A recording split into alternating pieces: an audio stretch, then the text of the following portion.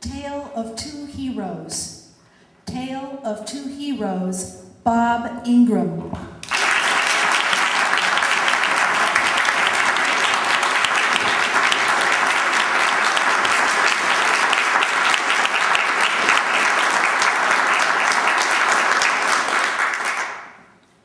Who are the heroes in your life?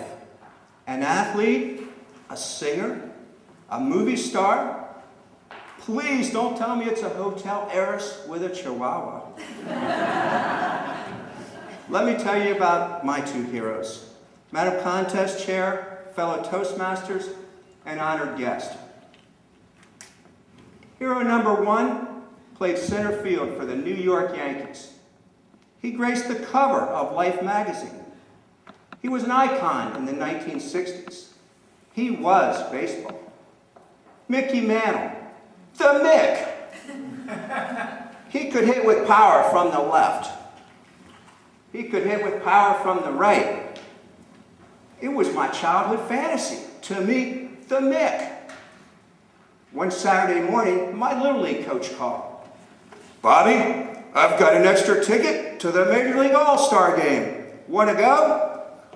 "Sure, Coach. That's swell." With that one phone call, this just became the biggest day of my life. All I could think of was, I get to see Mickey Mantle in person. It was a perfect day at the ballpark. The sky was azure blue with big fluffy clouds. From black and white TV, I had no idea how green a field could be. I remember everything about that day. It's as if time stopped. "Hot dogs, ice cold beer, get your red hots here," and the smell of my coach's cigar. After the game, all of us kids waited outside the stadium for the players to board the team bus. We were dying for autographs, or at least a glimpse of our heroes. I staked out my position right by the door of the bus. I was like a pint-sized sumo wrestler, immovable, with my autograph book.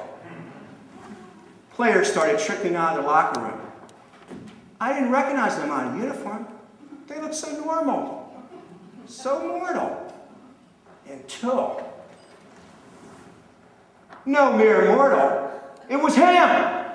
A god in a blue blazer, walking toward me, right at me.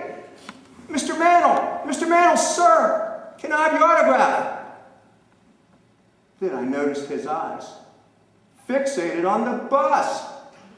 He never spoke, broke stride, or acknowledged any of us. I had to step aside to let him pass. I was this close to the Mick.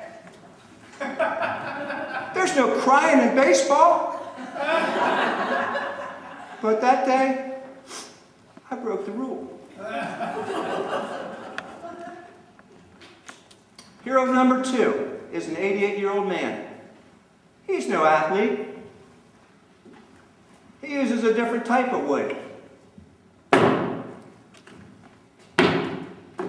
He'll never be on the cover of a magazine or the 6 o'clock news.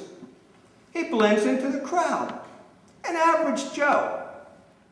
But I love his quick smile, his laugh, and he's got a zest for life the world needs more of. I remember just last year, he set aside his cane and went go-kart racing with the neighborhood kids. What a hoot! But what really gets me is this. His bride of 68 years was a prisoner of Alzheimer's. She lost her ability to communicate. My hero visited her for 3 hours every day. He held her hand and told her stories of all the great times they had together. He rubbed cream on her withered skin. He told her she was beautiful, and he was lucky to have her. What a love story. He found joy in their relationship even after it morphed into the long goodbye. 33 days ago, he saw her for the last time. She was in her wheelchair. He hooked a radio to the back of her chair, and he cranked up the music. He took her hands and danced with her, waiting for her smile. Then he smiled. It was their last dance. She passed away peacefully the next morning. This hero means more to me than Mickey Mantle ever could have, even if he'd given me some attention and an autograph. My second hero's name is Lynn Edward. He goes by Ed. With my southern roots, I call him Daddy. As a kid, the Mick was this colossal figure in my life, and my father was a pain in my posterior. Now, my father's the colossal one, duh, and Mantle, a bittersweet memory. Worshipping the Mick wasn't all that bad. It taught me how to dream. But Daddy shows me how to love. If I can be half the man he is, I'll settle for ordinary. Who are the heroes in your life?